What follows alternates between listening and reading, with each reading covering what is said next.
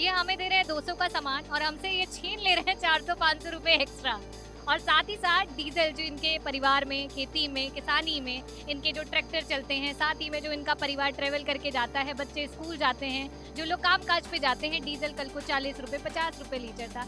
आज वो डीजल बढ़ कर के 100 और 100 के ऊपर जा चुका है। तो वो जो उसमें भी इंक्रीमेंट हुआ है 60 से 70 रुपए का हुआ है। तो आज जनता इतनी जागरूक हो गई है कि 150-200 रुपए का लॉलीपॉप पकड़ा करके जनता से उसका 4 से 5 गुना एक्स्ट्रा तो सरकार वसूल ले रही है। तो ये मुझे बताने की जरूरत नहीं पड़ रही है, लोग ये। लेकिन आज भी अपराधी हर जगह घूम रहे हैं, कहीं पे भी महिलाएं सुरक्षित नहीं है। आज तो साइबर क्राइम की बाढ़ आई हुई है। आप जनता को क्या कहेंगे, यहाँ तक कि जनप्रतिनिधि भी उससे सुरक्षित नहीं है। नेताजी यहाँ के पारिवारिक सदस्य रहे हुए हैं और इस समय जो ये चुनाव भी हो रहा है, समझ लीजिए कि मैनपुरी का ही कोई एक परिवार का व्यक्ति है जो लड़ रहा है और लोग बिल्कुल उसको जिताने के लिए एकदम तैयार हैं। और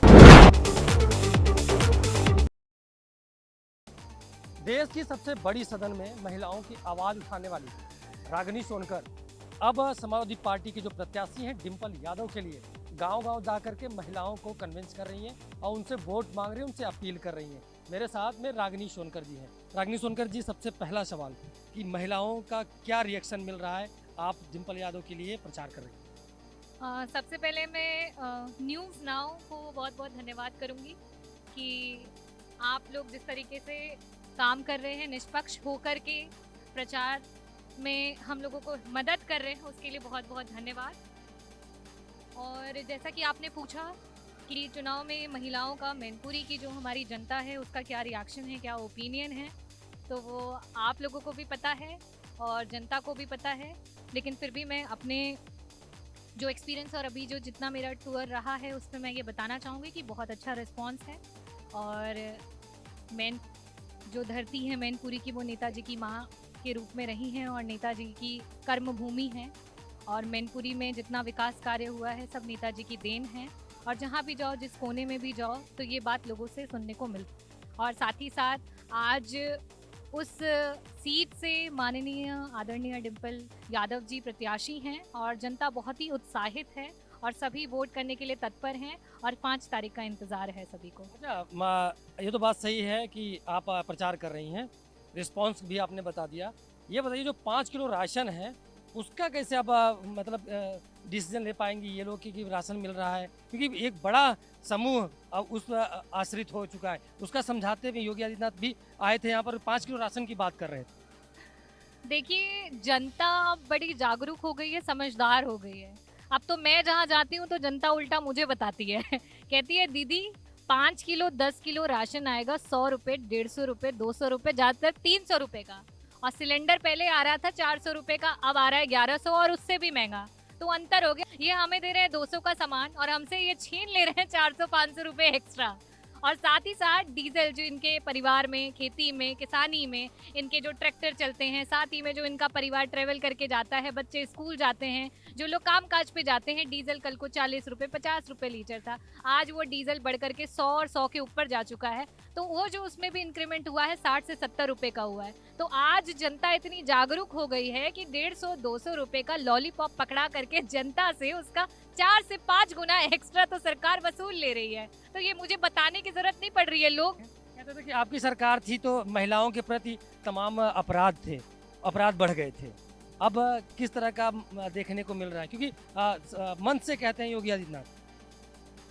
देखिए, अभी जिस तरीके की सिचुएशन चल रही है, जो महिलाओं का एक स्पेशल सत्र था, उस दिन भी बात हुई थी कि महिलाओं पे जो अत्याचार है वो कहीं से भी कम नहीं हुए हैं। इन्होंने सिर्फ और सिर्फ आंखों के सामने पर्दा डालने का काम किया है। बोलते हैं कि ज़ीरो टॉलरेंस की सरकार है, जो कि कहीं पे भी कोई अपराध, लेकिन आज भी अपराधी हर जगह घूम रहे हैं, कहीं पे भी महिलाएं सुरक्षित नहीं है। आज तो साइबर क्राइम की बाढ़ आई हुई है। आप जनता को क्या कहेंगे, यहाँ तक कि जनप्रतिनिधि भी उससे सुरक्षित नहीं। आज जो सिस्टम है जिससे कि हम चाहते हैं, हम गुहार लगाते हैं कि हमें जिससे मदद मिले, आज उससे किसी को मदद नहीं मिल रही है। तो ये सबसे बड़ा फ्लॉ है सरकार का और सरकार को इसमें सुधार लाना चाहिए और ना कि अपनी बढ़ाई करनी चाहिए और ये बताना चाहिए कि हमारी ज़ीरो टॉलरेंस की सरकार है और लोगों ने अगर उन पर विश्वास किया था, उन्हें जिताया था, तो कम से कम जब तक टिके हुए हैं तब तक इसको सुधारें, जनता की मदद करें, ना कि जनता का शोषण करें। जी, मुलायम सिंह यादव के लिए क्या रिस्पांस मिल रहा है, लोगों के अंदर क्या फीलिंग है? आप लोगों के पास जा रहे हैं, खास करके निचले तबके के जो लोग हैं उनके बीच जा रही हैं। मैं देख रहा हूँ आप उनसे बात भी कर रही थी, समझा भी रही थी, नेताजी के बारे में बता रही थी, तो कैसा रिस्पांस मिल रहा है? देखिए, मैनपुरी की जनता के दिल में नेताजी के लिए एक बड़ा ही अलग स्थान रहा है। और जब भी मेरी बात होती है, जो हमारे बुजुर्ग हैं, पिता तुल्य माताएं, तो वो बताती हैं उनके बारे में, उन्होंने उनके साथ जो समय व्यतीत किया और उनके विचारधारा को, और वो उनसे एक पारिवारिक तौर पर जुड़े हुए हैं। और जो यहाँ की युवा पीढ़ी है, वो भी वहाँ हमेशा उनसे इंस्पायर। नेताजी यहाँ के पारिवारिक सदस्य रहे हुए हैं, और इस समय जो ये चुनाव भी हो रहा है, समझ लीजिए कि मैनपुरी का ही कोई एक परिवार का व्यक्ति है जो लड़ रहा है, और लोग बिल्कुल उसको जिताने के लिए एकदम तैयार। 5 तारीख का बेसब्री से इंतजार कर रहे हैं। बहुत धन्यवाद, आपने हमारे सवालों का जवाब दिया। देखिए, ये तमाम महिलाएं हैं जिनको इन्होंने समझाया, बताया, इनसे बात करूंगा। कुछ रागिनी सोनकर ने समझाया, कुछ समझ में आया? क्या समझ में आया? ये क्या है? ये क्या हाथ? Cycle cycle. बटन दबा कर वीडियो बनाएंगे। अच्छा, साइकिल में बटन दबा के। दादी बता दो, क्या क्या समझाया इन्होंने? तो साइकिल पे सही बोला, झूठ बोला? सही बोला। सही बोला? सही बोला। झूठी नहीं है ये ये। तो बात झूठी नहीं बोला। सही बात। अच्छा, टीवी में कभी देखा था रागिनी सोनकर को आपने? हाँ, साइकिल में देंगी अच्छा, बात। साइकिल होता है, हाँ, सब समझ में आ गया? सब आपको भी सब कुछ समझ में आ गया? सबको चलो, ये तमाम महिलाएं थी जिनके बीच में समाजवादी पार्टी के विधायिका रागिनी सोनकर आई थी। इन तमाम महिलाओं को फिर बताया नेताजी यानी मुलायम सिंह यादव की नीतियों के बारे में। अब वो नहीं है, उनको भी याद दिलाया। खास करके जो समाजवादी पार्टी के नेता हैं, वो उन तमाम जगहों पे जा रहे हैं जहां से जुड़ी नेताजी की यादें हैं, जहां से जुड़े नेताजी के लोग हैं, जहां पर नेताजी के तमाम बातें हैं, किस्से हैं, कहानियां हैं।